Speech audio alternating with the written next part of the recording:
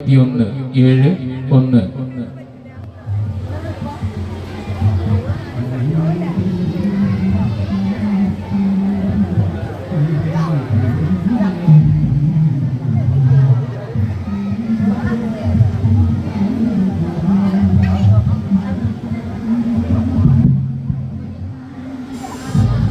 നമസ്കാരം. എന്റെ ഏകാഭിനയത്തിലേക്ക് ഏവർക്കും സ്വാഗതം. എന്താ മോളെ ഇത്? ഇതൊരു ഏകാഭിനയ മത്സരമല്ലേ? സാഹിത്യം വേണം, സാഹിത്യം. ഇത് ഇങ്ങോട്ട് നോക്കിക്കേ, എന്നിട്ട് ഞാൻ പറയുന്ന പോലെ ഇങ്ങോട്ട് പറഞ്ഞേ. സാഹിത്യം കൊണ്ട് സദസ്സമ്പന്നമാക്കിയ സംഭവിച്ചില്ലേ? നിങ്ങൾക്ക് ഏവർക്കും എന്റെ അഭിവാദ്യങ്ങൾ. ചരിത്രം ഉറങ്ങി കിടക്കുന്ന ഇടനാഴികളിൽ എവിടെ ഉറങ്ങിപ്പോയി ചില മനുഷ്യത്വങ്ങൾക്കിടയിൽ നിന്നും ഉയർത്തെഴുന്നേൽപ്പുമായി ഉണർത്തുപാട്ടുമായി ഞാനിതാ വരുന്നു വരുന്നു വരുന്നു. അല്ല മാഷേ, ഈ വരുന്നു വരുന്നു എന്നുള്ളത് ഒരു പ്രാവശ്യം പറഞ്ഞ പോലെ ഇവിടെ നീയോ മാഷ് ഞാനോ മാഷ്? നിനക്ക് സമ്മാനം വേണോ വേണ്ടയോ? വേണമെങ്കിൽ ഞാൻ പറയുന്ന പോലെ അങ്ങോട്ട് പറഞ്ഞേ. ഇതോ വരുന്നു വരുന്നു വരുന്നു.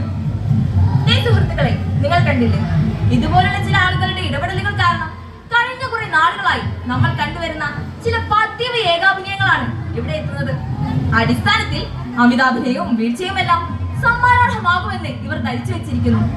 ഏകാഭിനയ വേദിയുടെ ശുദ്ധി കലാശത്തിനായി വിശകലനാധിഷ്ഠിതമായ ഒരു ഏകാഭിനയ പരീക്ഷണം. ക്ലീശകളിൽ നിന്നും ഏകാഭിനയ വേദി രക്ഷപ്പെടട്ടെ എന്ന് പ്രാർത്ഥിച്ചുകൊണ്ട് ഞാനിതാ ആരംഭിക്കുന്നു. ആദ്യമായി നമ്മൾ ഈ ഏകാഭിനയ വേദിയിൽ കണ്ടുവരുന്ന സ്ഥിരം കഥാപാത്രമാണ് മുത്തശ്ശി. അതും വെറും മുത്തശ്ശിയല്ല, മോണോ ആക്ട് മുത്തശ്ശി.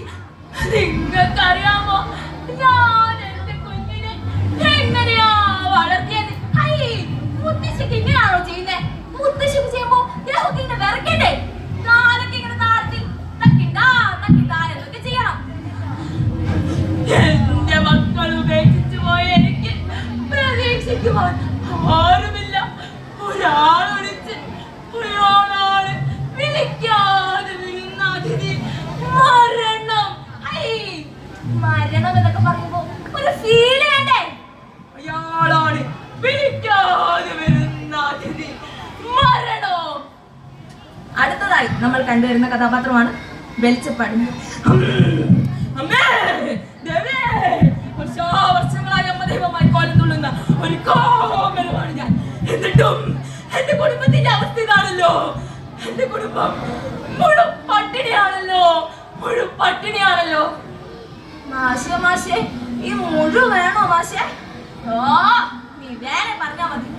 മാഷേ മാഷേ, എല്ലാരും പറയുന്നേ ഈ സമകാലിക പ്രസക്തിയുള്ള വിഷയം എടുത്താലേ സമ്മാനം ലഭിക്കുന്ന.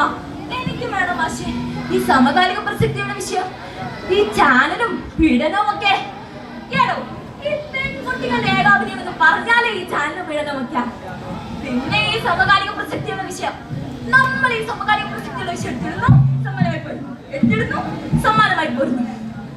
ചാനലും ചർച്ചയും ചെയ്യാൻ തന്നെ ശ്രദ്ധിക്കേണ്ട കാര്യം എന്തെന്ന് വെച്ചാൽ ആദ്യത്തെ കയ്യിൽ ഇങ്ങനെ വെക്കും, ഇങ്ങനെ.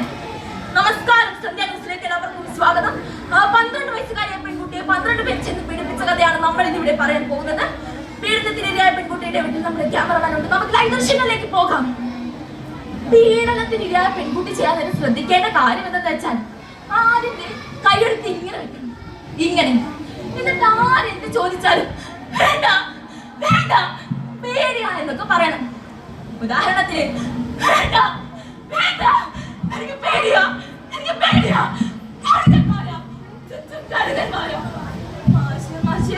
ഇങ്ങനെ അല്ലറേണ്ടതുകൊണ്ട് പൊട്ടിപ്പോയില്ലേ മാഷെ? ഇതൊക്കെ എന്ത് യഥാർത്ഥ കഥാപാത്രം വരാൻ പോകുന്നേ ഉള്ളൂ.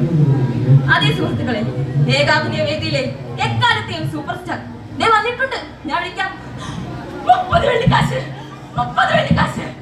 എന്റെ ഗുരുവിനെ ഇല്ലാതാക്കിയ 30 വെള്ളിക്കാശ്. വേണ്ട, എനിക്ക് വേണ്ട എന്നിങ്ങനെ പറഞ്ഞേ ആ വേദിയുടെ 4 വശത്തേക്ക് ചാടി അങ്ങ് വീഴണം.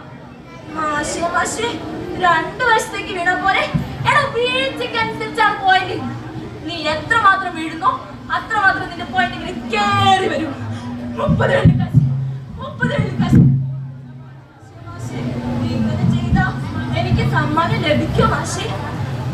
സുഹൃത്തുക്കളെ, നിങ്ങൾ കണ്ടില്ല, ഏകാഭിനയത്തിൽ ബിലോ ആക്ടിംഗ് ആകാം, ഓവർ ആക്ടിംഗ് ആകാം. പക്ഷെ അതൊരിക്കലും ഒരു വൾഗർ ആക്ടിംഗ് ആണ് പാടുന്നത്. ഏകാഭിനയം കോമഡി ആയാലും